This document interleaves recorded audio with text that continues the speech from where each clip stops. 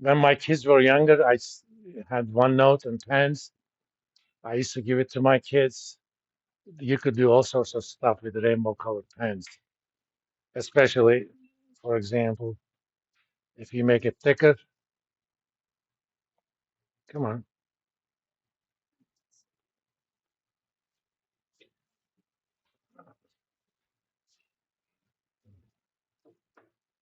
All right, let's get these numbers for Walmart and Costco.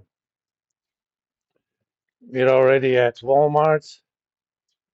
Total assets, current assets, uh, inventory 63,302.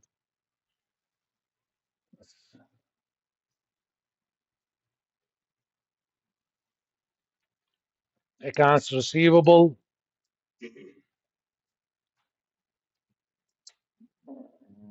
10,039. We're going to calculate the other current assets. I have total current assets 86. I mean, I could have written cash and cash equivalents and short term investments, but I'm not going to.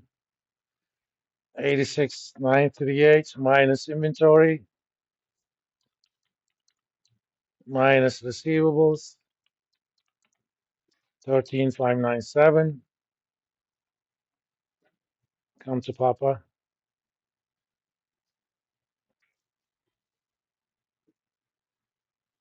And fixed assets are given under the heading total non-current assets 176,461.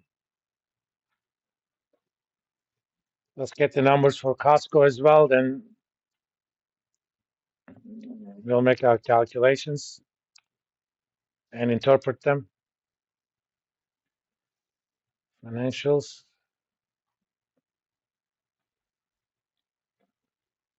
quarterly, and balance sheets, quarterly. Come on.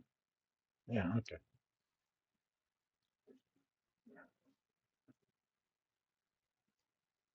Inventory 2979.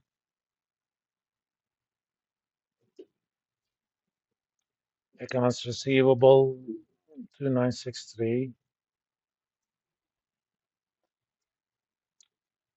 Fixed assets 35,863. And we're going to calculate the other non-current, other current 1754. No, sorry.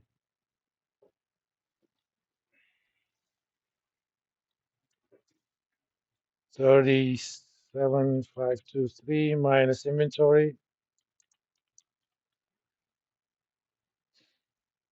minus receivables 13,581.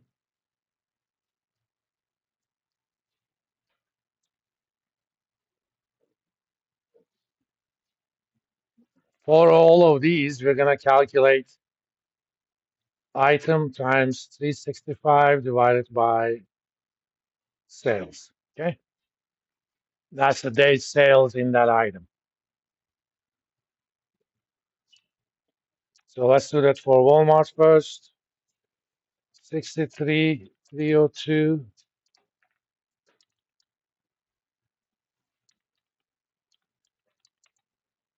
That's 8772.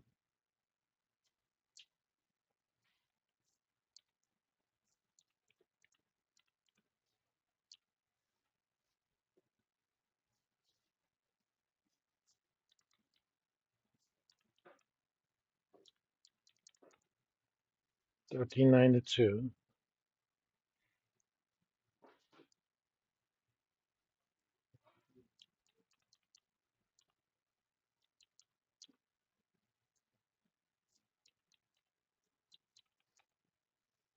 1884. And finally,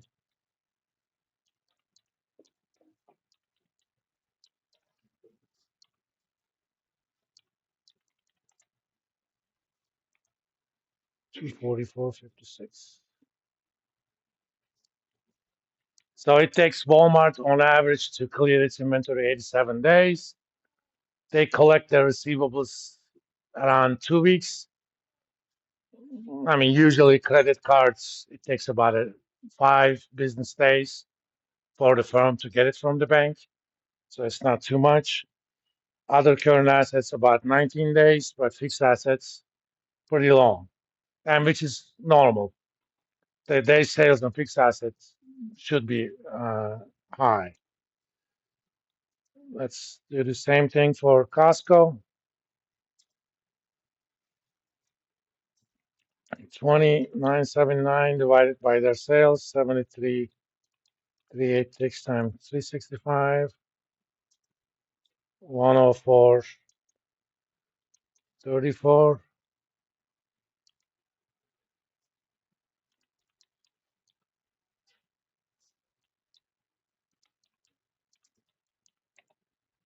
1473.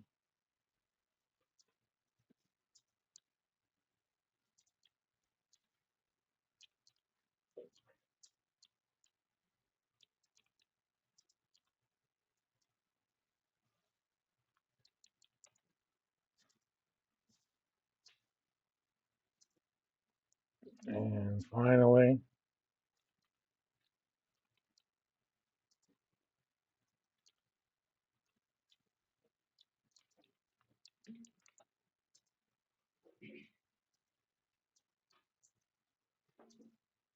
something like that.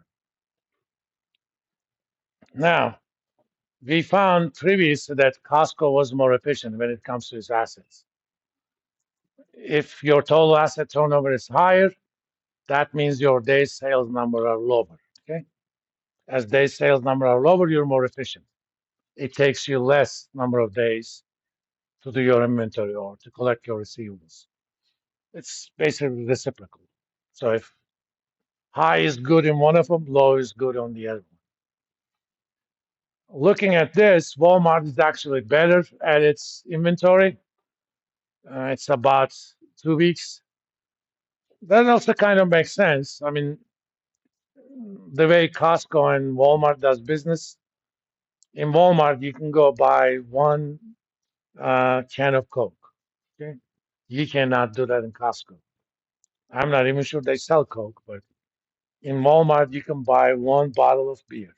In Costco, you cannot buy anything less than a case, which is 24 bottles.